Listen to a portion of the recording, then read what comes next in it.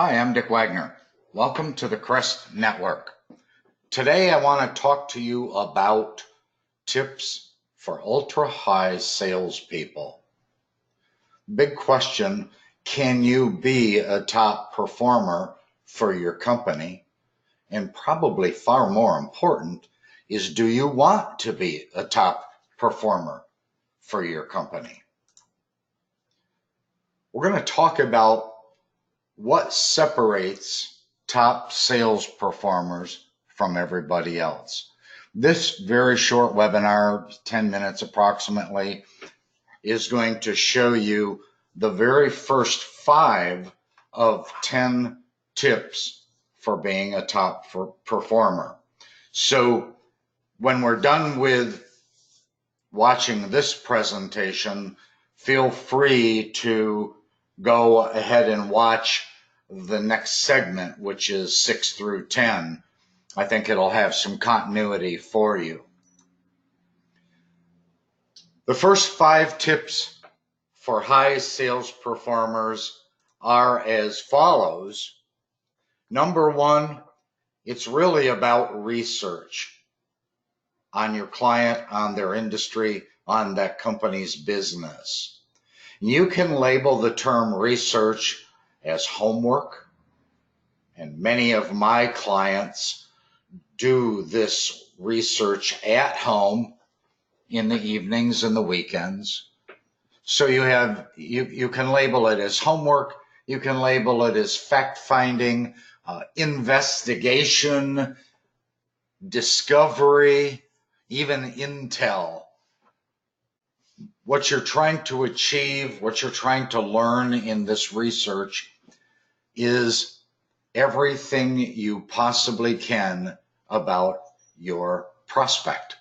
You want to learn their pains. You've got to learn their challenges. You want to learn all about their industry. If you're targeting the hotel industry, for heaven's sakes, learn the terms, learn the lingo, get comfortable with and familiar with the hospitality industry so that when you talk with someone in the hospitality industry, they feel that you're an insider. So you've got to learn the industry, you've got to learn the role of that client within the community. You need to really know the successes and the achievements of that particular prospect or client or business, and ideally even more specifically and more personal. You've got to learn their lingo, the language, the terminologies, the slang, the acronyms that that particular industry uses. If you're calling on insurance agents, they have their own language. They have their own issues and pains.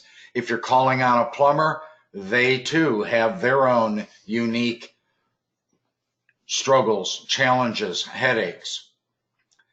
Also, it's very important wherever you can to learn about the specific owner, the specific manager, or a key decision maker within an organization. One of the best ways to do that is connect with them on LinkedIn or try to become friends with them on Facebook. Number 2, folks, present only the solution to their problem. I'm going to repeat that. Present only the solution to their particular problem or headache or issue. They really don't care about your business. They don't care about fire, water, smoke, and mold. They don't care about duct cleaning. They don't care about contents restoration.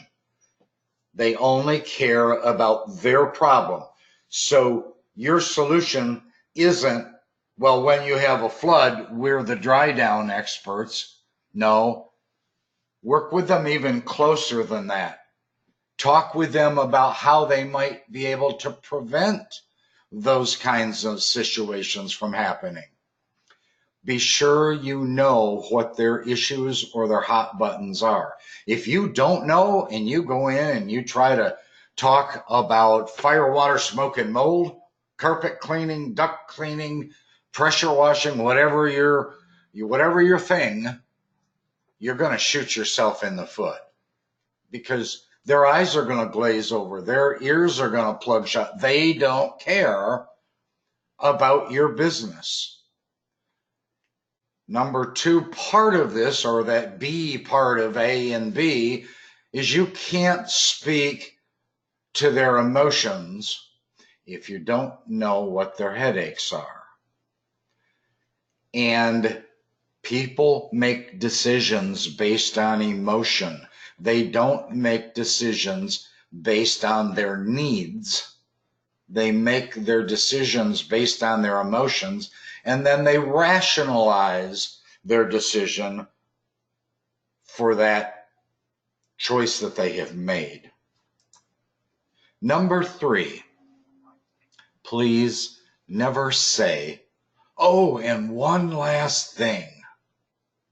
When you do that, when you say, you're as if you're all wrapped up and you're getting ready to leave, and you say, oh, yeah, and one last thing, it means, make note of this, it means you're still trying to sell them something, and they really don't like that.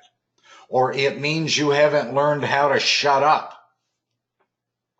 Yeah, my grandson would say, 5 years old, don't say shut up. It's not a nice word.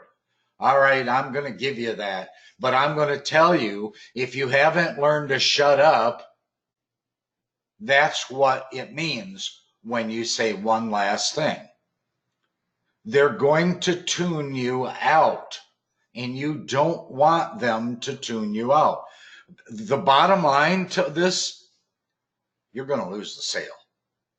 When you throw in that one last thing comment, you've lost them, and they're going to tune you out. They're going to, in their mind, move on to somebody else. They're not going to buy from you. Number four, a lot of us have the ability to present what I call a case study. It could simply be a very basic story of some great success that happened with one of your clients and your business. And it really works well when you can use real life examples to present your case study. People love those examples when they're presented in story form. And when they're true, they're especially meaningful to the client. Show why and show how. In this case, you're selling a pre-disaster program. Show how it's a good idea. Show how it worked wonders for a previous client. Make it about the money. In other words, make it about the revenue or the profit that they could lose if they don't embrace a pre-disaster program. If you're out there selling PREP, priority response emergency plan, if you're out there selling a pre-disaster program, a formal program like Crest offers, you need to make it about the money or the revenue that they could potentially lose if they don't embrace the program. And number five, remember this is 5 of 10, never speak without interruption. And even more importantly, never talk with your client for more than 60 seconds at a time. Now you're going to work, you're going to stand, you're going to sit, talk with them, but never talk to them, never talk at them for more than 60 seconds at a time. If you do, you're going to lose them.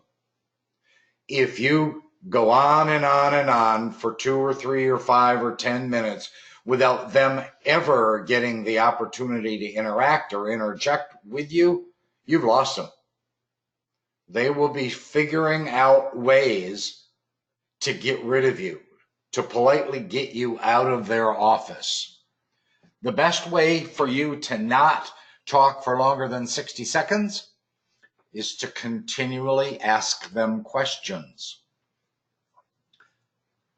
Listen 80% and talk only 20%. It's worth repeating. I've even highlighted it here on the screen.